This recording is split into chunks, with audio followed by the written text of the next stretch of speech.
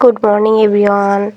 সবার সাথে আজকে শেয়ার করব আমি সারাদিন কি করি না করি, সেই নিয়ে আসলাম আপনাদের সবার সাথে শেয়ার করার জন্য।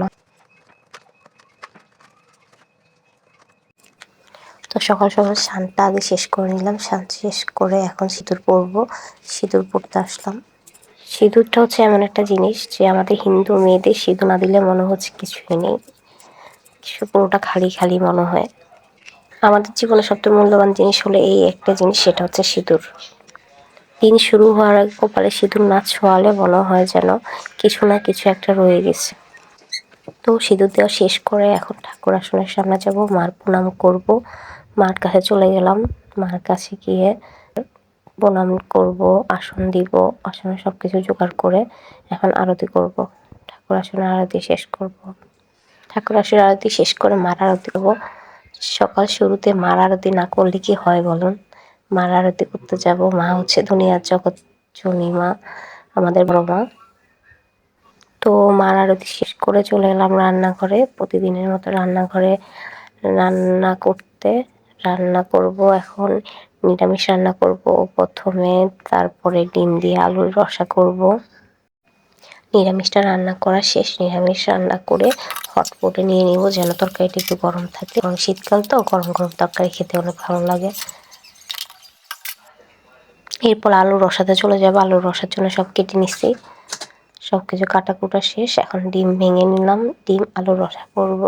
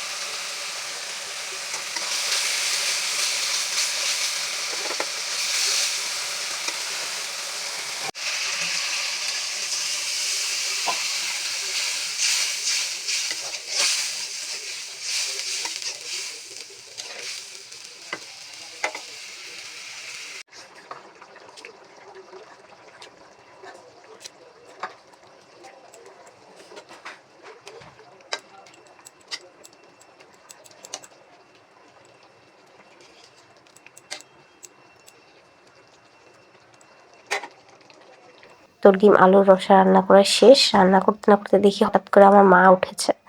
আমার কুড়কুড়ি মা উঠে গেছে ঘুম থেকে। উঠে হাত পা নাড়াচ্ছে, ঘুম থেকে উঠে গেছে। দেখেন ঘুম থেকে উঠে কি করতেছে, একটা হাসি দিবে এখন। কেউ যে একটা হাসি দিয়েছে, আমার মা একটা হাসি দিয়েছে গো।